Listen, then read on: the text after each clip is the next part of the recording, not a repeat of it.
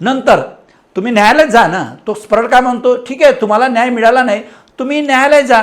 मग न्यायालयात गेला तुम्हाला माहिती आहे काय होतो की न्यायालयात गेल्यानंतर तारीख पे तारीख तेव्हापर्यंत हा काम होऊन जातो आणि पैशाची उचल केली जाते. अशा प्रकारे नगरपालिका प्रशासन टेंडर मॅनेज करतो.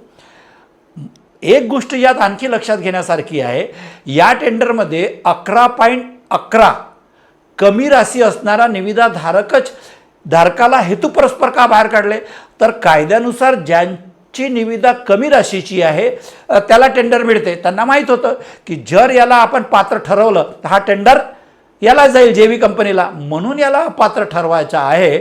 म्हणून त्यांनी ही एजेक्स मशीनची एक बनावटी त्रुटी काढली आणि त्याला बाहेर केलं.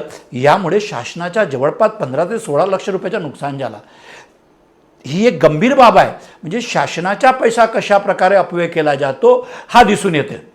या सर्व घोळबाबत कंत्राटदारामध्ये एक वेगळीच चर्चा आहे की या कामात स्वतः मुख्याधिकारी पार्टनर आहेत. कारण तुम्ही पाहू शकता की काटोलमध्ये कार्यरत होते तिन्ही काटोलचे निविदाधारक आणि जो टेक्निकली 11.11ने कमी त्याला बाहेर करणे आणि त्याला कंत्राट देणे, ह्या सर्व पाहिल्यावर असं वाटते की ह्या कंत्राटमध्ये हे पार्टनर होते.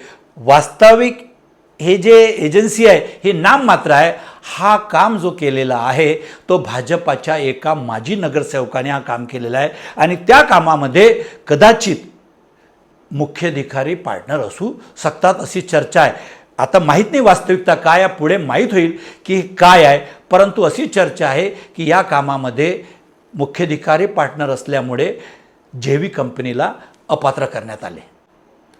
मित्रांनो, तुम्ही पाहिले की मुख्याधिकारीच्या मर्जीतला व्यक्ती जर नसेल तर त्याची निविदा कशी अपात्र केल्या जाते या घटनेवरून लक्षात येणे. असाच प्रकार तुमसर नगरपालिकामध्ये होत आहे.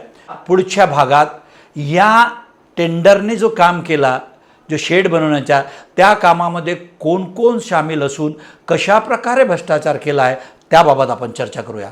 मित्रांनो, एक कडकडीची विनंती आहे, तुम्ही BBG न्यूजला नक्कीच सबस्क्राईब करा.